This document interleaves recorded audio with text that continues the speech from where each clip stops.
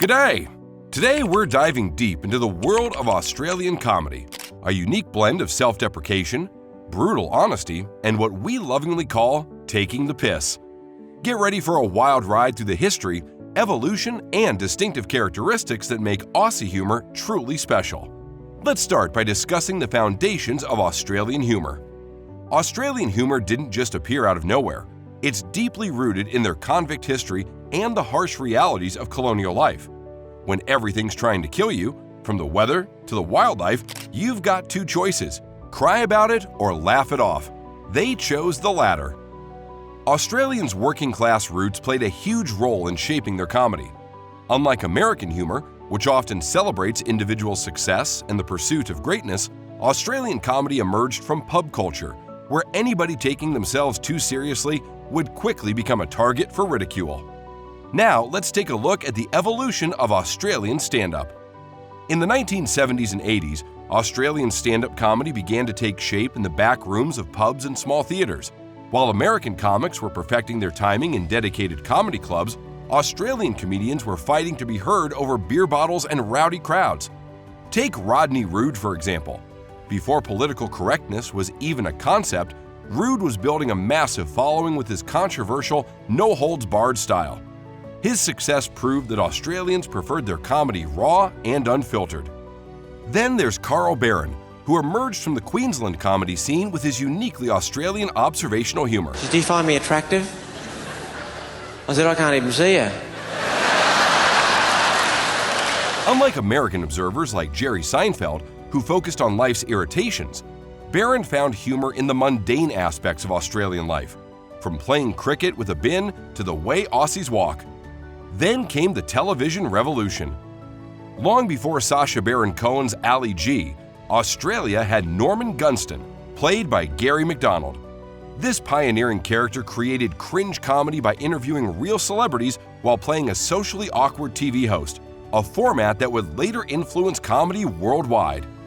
The late 80s and 90s saw the rise of sketch comedy shows like Fast Forward and Full Frontal, which launched the careers of comedians like Magda Szubanski, Sean McAuliffe, and Eric Bana. Yes, that Eric Bana started as a comedian.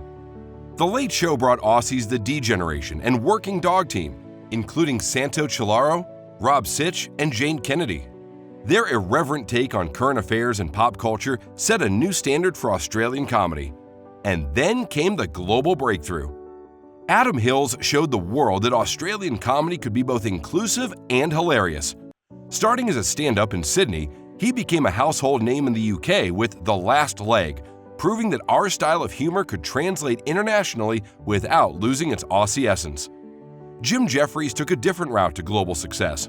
His confrontational style and fearless approach to controversial topics made him a hit in the US, though he never lost that distinctly Australian trait of self-deprecation.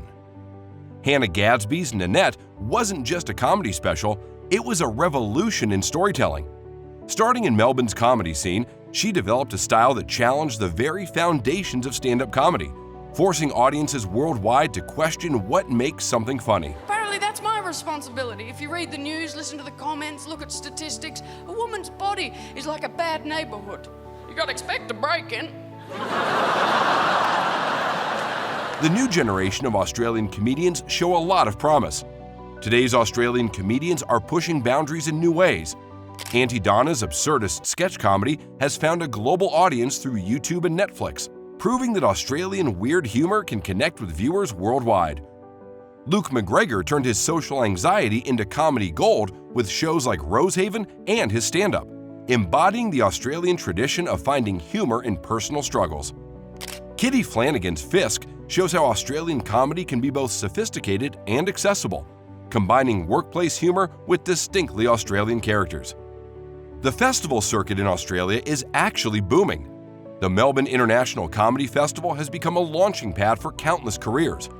Unlike the more commercial American comedy scene, their festival circuit encourages experimentation and risk-taking. The Sydney Comedy Festival has grown into a major international event, attracting acts from around the world while maintaining its focus on developing local talent. The digital age evolution is alive and well in Australian comedy. The internet age has given rise to a new breed of Australian comedians. Content creators like Nat's What I Reckon have built massive followings by combining classic Australian irreverence with modern topics and platforms. Social media stars like Christian Hull and Celeste Barber have taken Australian self-deprecating humor to global audiences through platforms like Instagram and TikTok. So, just what does make Australian comedy so unique? Let's break down the key differences. American comedy often relies on polish and perfection. Australian comedy embraces rough edges. American comedians might punch up or down. Australians punch in all directions, including themselves. American humor often celebrates success. Australian humor celebrates failure and mediocrity. American comedy tends to be more structured. Australian comedy is more anarchic and unpredictable. The future of Australian comedy looks strong and dynamic. The next generation of Australian comedians is combining traditional elements with modern sensibilities. Chinese leftover, yummy. Just take me home and eat me. I know. They're tackling issues like climate change, political corruption, and social justice, but always with that distinctive Australian twist. From the rough and ready pub circuits to international streaming success, Australian comedy has maintained its unique voice while continuing to evolve. It's proof that you don't need to change your accent or soften your edge to make the world laugh. Whether it's taking the piss out of politicians, celebrating suburban mediocrity, or turning personal disasters into comedy gold, Australian humor remains authentic, uncompromising, and absolutely unique. Don't forget to like, subscribe, and share your favorite Australian comedy moments in the comments below. And remember, in the words of countless Australian comedians, yeah, nah, get stuffed.